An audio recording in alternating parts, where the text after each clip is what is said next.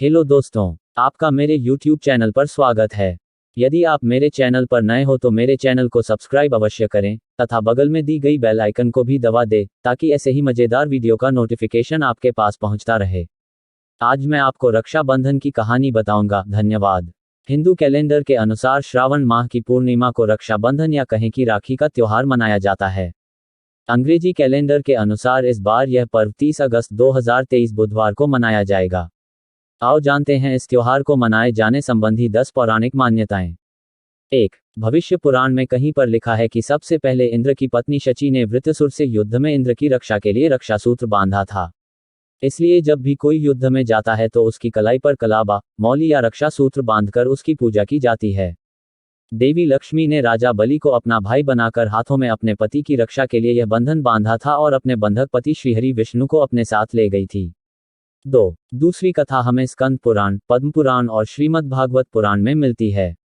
कथा के अनुसार भगवान विष्णु ने अदिति के गर्भ से वामन अवतार लिया और ब्राह्मण के वेश में असुरराज राजा बलि के द्वार भिक्षा मांगने पहुंच गए। चूंकि राज बलि महान दानवीर थे तो उन्होंने वचन दे दिया कि आप जो भी मांगोगे मैं वह दूंगा। भगवान ने बलि से भिक्षा में 3 पग भूमि की मांग ली। बलि ने तत्काल हां कर दी क्योंकि 3 पग ही भूमि तो देना थी। लेकिन तब भगवान वामन ने अपना विशाल रूप प्रकट किया और 2 पग में सारा आकाश, पाताल और धरती नाप लिया। फिर पूछा कि राजन अब बताइए कि तीसरा पग कहाँ रखूं। तब विष्णु भक्त राजा बलि ने कहा, भगवान आप मेरे सिर पर रख लीजिए। और फिर भगवान ने राजा बलि को रसातल का राजा बनाकर अजर अमर होने का वरदान दे दिया।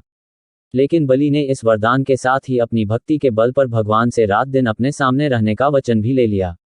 3. भगवान को वामनावतार के बाद पुनः लक्ष्मी के पास जाना था, लेकिन भगवान ये वचन देकर फंस गए और वे वहीं रसातल में बलि की सेवा में रहने लगे।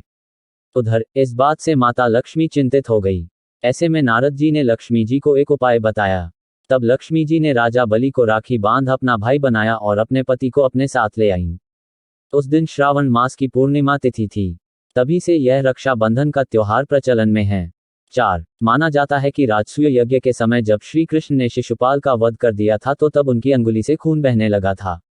इसे देखकर द्रौपदी ने तुरंत ही अपनी साड़ी का एक टुकड़ा फाड़कर उनकी अंगुली पर बांध दिया था। इस कर्म के बदले श्री कृष्ण ने द्रौपदी को आशीर्वाद देकर कहा था कि एक दिन मैं अवश्य तुम्हारी साड़ी की कीमत अदा करूंगा।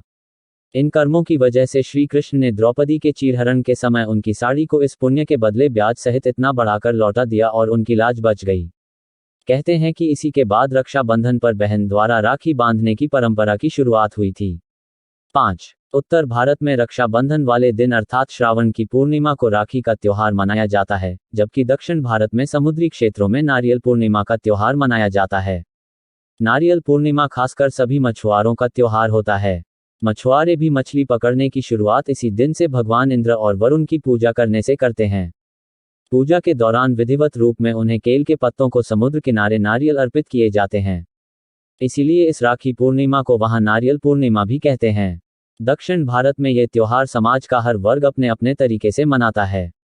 इस दिन जनेऊ धारण करने वाले अपनी जनेऊ बदलते हैं।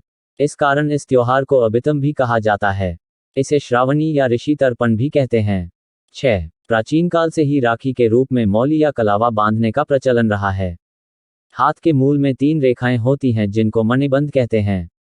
भाग्य व जीवन रेखा का उद्गम स्थल भी मणिबंध ही है। इन तीनों रेखाओं में दैहिक, दैविक व भौतिक जैसे त्रिविध तापों को देने व मुक्त करने की शक्ति रहती है। इन मणिबंधों के नाम शिव, विष्णु व ब्रह्मा हैं। इसी तरह शक्ति, लक्ष्मी व सरस्वती का भी यहाँ साक्षात वास रहता है। जब हम कलावा का मंत्र रक्षा हेतु पढ़कर कलाई में बांधते हैं तो ये 3 धागों का सूत्र त्रिदेवों व त्रिशक्तियों को समर्पित हो जाता है, जिससे रक्षा सूत्र धारण करने वाले प्राणी की सब प्रकार से रक्षा होती है। 7. शास्त्रों का ऐसा मत है कि मौली या राखी बांधने से त्रिदेव ब्रह्मा, विष्णु व महेश तथा तीनों देवियों लक्ष्मी, पार्वती व सरस्वती की कृपा प्राप्त होती है। ब्रह्मा की कृपा से कीर्ति, विष्णु की कृपा से रक्षा तथा शिव की कृपा से दुर्गुणों का नाश होता है। इसी प्रकार लक्ष्मी से धन, दुर्गा से शक्ति एवं सरस्वती की कृपा से बुद्धि प्राप्त होती है। यह मौली किसी देवी या देवता के नाम पर भी बांधी जाती है, जिससे संकटों और विपत्तियों से व्यक्ति की रक्षा होती है। यह मंदिरों में मन्नत के लिए भी बांधी जाती है। 8. संकल्प के लिए भी रक्षा सूत्र बांधा जाता है। जिस तरह की राजा बलि ने 3 पग भूमि को दान में देने के पहले जल छोड़कर संकल्प लिया था कि मैं 3 पग भूमि दान करता हूँ। इसी तरह रक्षाबंधन पर हम बहन को उसकी रक्षा का वचन देते हैं। मौली बांधकर किए गए संकल्प का उल्लंघन करना अनुचित और संकट में डालने वाला सिद्ध हो सकता है। यदि आपने राखी या मौली बांधी है तो उसकी पवित्रता का ध्यान रखना भी जरूरी हो जाता है। 9. शास्त्रों के अनुसार मौली बांधने से उसके पवित्र और शक्तिशाली बंधन होने का एहसास होता रहता है और इससे मन में शांति और पवित्रता बनी रहती है।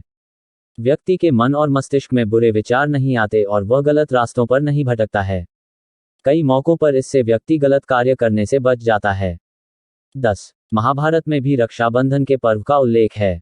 जब युधिष्ठिर ने भगवान कृष्ण से पूछा कि मैं सभी संकटों को कैसे पार कर सकता हूं, तब कृष्ण ने उनकी तथा उनकी सेना की रक्षा के लिए राखी का त्योहार मनाने की सलाह दी। दोस्तों, यदि ये वीडियो पसंद आया हो तो चैनल को सब्सक्राइब अवश्य करें। धन्यवाद।